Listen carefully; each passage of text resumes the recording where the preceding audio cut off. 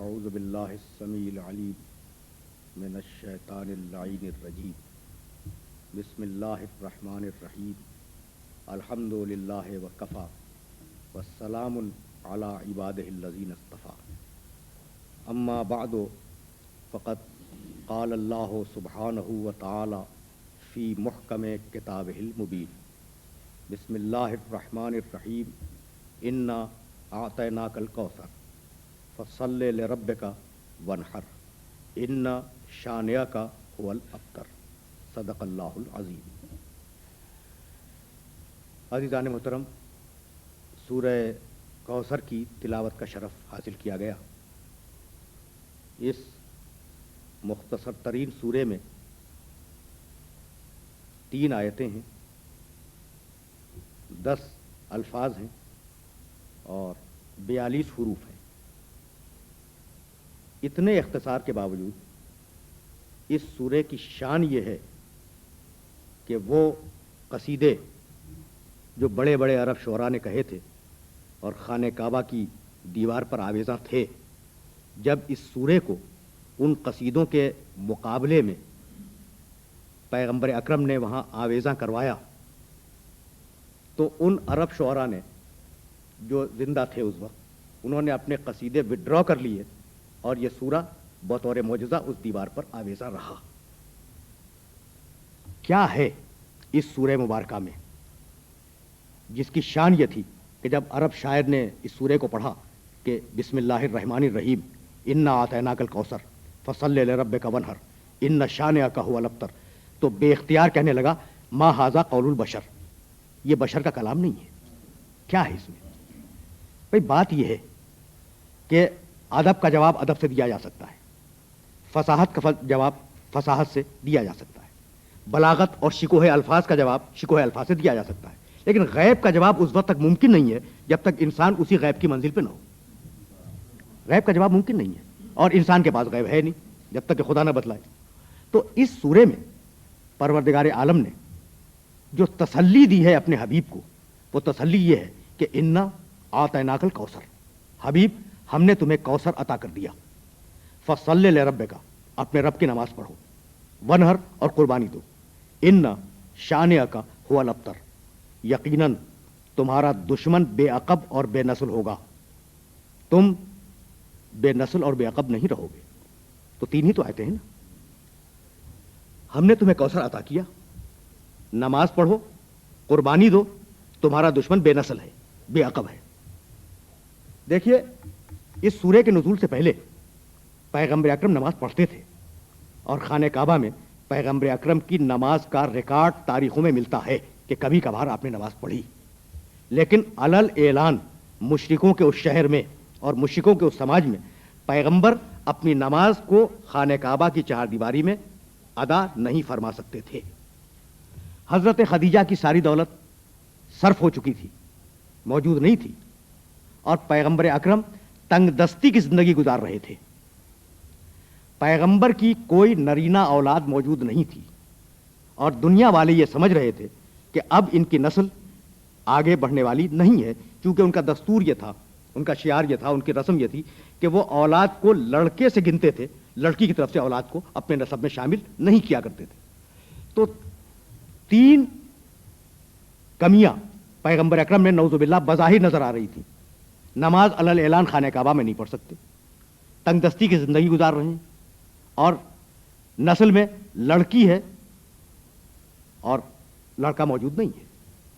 اور تینوں باتوں کے سلسلے میں ایک ایک لفظ میں پروردگار عالم نے تسلی دے دی، حبیب ہم تمہیں کوثر دے رہے ہیں، فصل لربک، اپنے رب کی نماز پڑھو، ایک دن وہ آئے گا جب علل اعلان تم خانہ کعبہ میں نماز پڑھو گے، وانحر، قربانی دو، بھائی جب تنگ دستی رفع ہوگی جبھی تو قربانی دیں گے نا، تو علل اعلان تو نماز پڑھ سکو گے، تمہاری تنگ دستی اتنی رفع ہو جائے گی کہ تم قربانی دو گے، اور حبیب پوری دنیا دیکھے گی، مستقبل دیکھے گا کہ جو تمہارے دشمن ہیں، جو نعوذ باللہ تمہیں ابتر کہہ رہے ہیں، ان کا نام بھی تمہارے حوالے سے تاریخ میں رہے گا، ورنہ ان کا کوئی نام لینے والا نہیں رہے گا، اور تمہاری نسل کو ہم کثرت عطا کریں گے۔ بات تو واضح ہو گئی نا۔ لیکن ایک لفظ کی طرف اپنے سارے سننے والوں کو متوجہ کرنا چاہوں گا، انا اعطیناک الکوثر، حبیب ہم نے تمہیں کوثر عطا کیا. بھائی کوثر کیا ہے؟ کیا ہے کوثر جسے پروردگار نے عطا کر دیا؟ وہ حوض جو جنت میں ہے، حوض کوثر، یا وہ نہر جس کا نام نہر کوثر ہے؟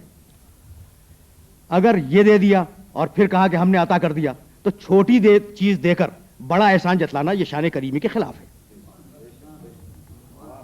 جنت کی ایک نہر دے کر یا جنت کا ایک حوض دے کر یہ کہنا کہ ہم نے تمہیں کوثر عطا کر دیا، یہ شان کریمی اور شان رحیمی کے خلاف ہے. تو یہ عرض کروں کہ پورے قرآن مجید میں لفظ کوثر ایک ہی مقام پہ ہے نا. یہ اتنی بڑی کوئی شے ہے جو کسی اور نبی کو نہیں ملی سوائے پیغمبر کے. کوئی ایسی بڑی شے ہے جو سوائے پیغمبر آخر کے کسی اور نبی کو عطا نہیں ہوئی. کوثر کے معنی خیر کثیر. بھائی دیکھیے گا کوثر کے معنی کیا ہے؟ خیر کثیر، ہر اچھی چیز کثرت کے ساتھ. یہ ہے کوثر کا مفہوم، ہر اچھی شے پوری کثرت کے ساتھ. تو اگر پروردگار عالم جو چیزیں پیغمبر کو عطا کر رہا تھا، جو اچھی چیزیں عطا کر رہا تھا، اگر ان کی فہرست گنانے بیٹھ جاتا کہ ہم نے یہ اچھی چیز تمہیں دی، یہ اچھی چیز تمہیں دی، یہ اچھی چیز تمہیں دی، اگر گنانے بیٹھ جاتا نا تو خدا کی قسم کائنات کے سارے قلم گھس جاتے، کائنات کے سارے ورق ختم ہو جاتے، اور اللہ کی اچھی دی ہوئی چیزیں جو پیغمبر کو عطا کی وہ ختم نہ ہوتی. اس لیے لفظ کوثر کہہ کر باقی مفہوم کو سننے والوں اور پڑھنے والوں کے ذہن پہ چھوڑ دیا کہ جو بھی خیر کثیر تصور کر سکتے ہو وہ ہمارے اس حبیب کے پاس موجود ہے. جو بھی خیر کثیر تم تصور کر سکتے ہو ہم نے اپنے اس حبیب کو دے دیا ہے. اب سب سے بڑا خیر کثیر کیا ہو سکتا ہے؟ عرض کروں بھائی اس سے کچھ پہلے سورہ والضحیٰ نازل ہوا. کہتے ہیں کہ 1.25 سال قبل سورہ والضحیٰ، بسم اللہ الرحمن الرحیم، والضحیٰ واللیل اذا سجا ما ودعک ربک وما قلی وللآخرۃ خیر لک من الاولی ولسوف یعطیک ربک فترضی. پورا سورہ آپ کی خدمت میں پیش نہیں کر رہا ہوں. دن کے گرم وقت کی قسم، رات کے اندھیرے کی قسم، تمہارا رب تم سے ناراض نہیں ہے، تمہارے رب نے تمہیں چھوڑا نہیں ہے. وللآخرۃ خیر لک من الاولی، اور حبیب تمہارا انجام تمہارے آغاز نبوت سے بہتر ہوگا. یہ کہنے کے بعد ایک جملہ کہا پروردگار نے پیغمبر اکرم کو تسلی دیتے ہوئے، ولسوف یعطیک ربک فترضی. حبیب ہم تمہیں اتنی نعمتیں عطا کریں گے. تمہارا رب، یعطی صیغہ مضارع عطا سے، تمہارا رب تمہیں اتنی نعمتیں عطا کرے گا کہ تم راضی ہو جاؤ گے. اب ہے نا کہ پروردگار عالم اپنے حبیب پر مسلسل نعمتیں نازل کرتا رہے گا اور اتنی نعمتیں نازل کرے گا کہ پیغمبر راضی ہو جائیں. اب کیا معلوم کہ کتنی نعمتیں نازل کی ہے یا نہیں، اور کیا معلوم کہ پیغمبر کس منزل پر راضی ہوئے. لیکن اتنا معلوم ہے کہ جو بھی نعمت آئے گی پیغمبر اکرم کے پاس وہ رضائے رسول بن کے آئے گی. وَلَسَوْفَ يُعْطِيكَ رَبُّكَ فَتَرْضَىٰ. حبیب ہم تمہیں اتنی نعمتیں عطا کریں گے مستقبل میں کہ تم راضی ہو جاؤ گے.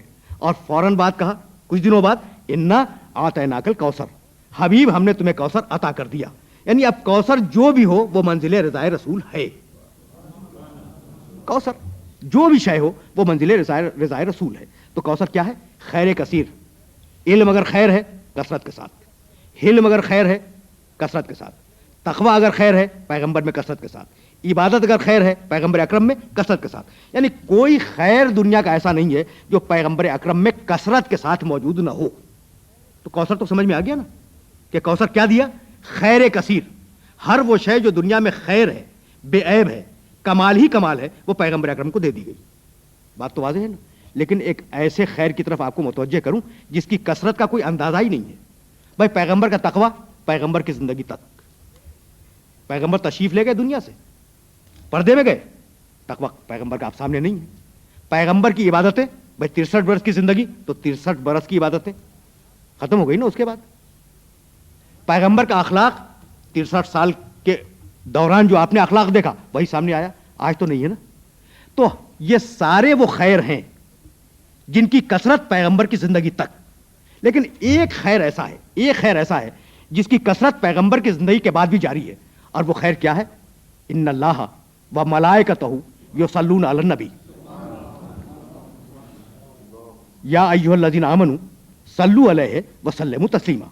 اللہ اور اس کے فرشتے پیغمبر پر نبی پر درود بھیجتے ہیں، اے ایمان لانے والو تم بھی اس نبی پر درود بھیجو اور اس کے آگے اپنے سر تسلیم کو خم کر دو. بھائی یہی ہے نا آئے درود. اب میں آپ کی خدمت میں ایک جملہ عرض کروں. اللہ اور اس کے فرشتے پیغمبر پر درود بھیجتے ہیں، اے ایمان لانے والو تم بھی اس نبی پر درود بھیجو اور اپنے سر تسلیم کو اس کے سامنے خم کرو. آپ کو معلوم ہے کہ پیغمبر پر درود بھیجنا افضل ترین عبادت ہے.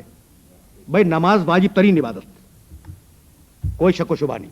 روزہ دنیا کی اہم ترین عبادتوں میں، حج کیا کہنا حج کی عبادت کا ہے نا. لیکن عجیب بات یہ ہے کہ درود افضل ترین عبادت ہے. کیوں بھائی نماز افضل ترین عبادت کیوں نہیں ہے؟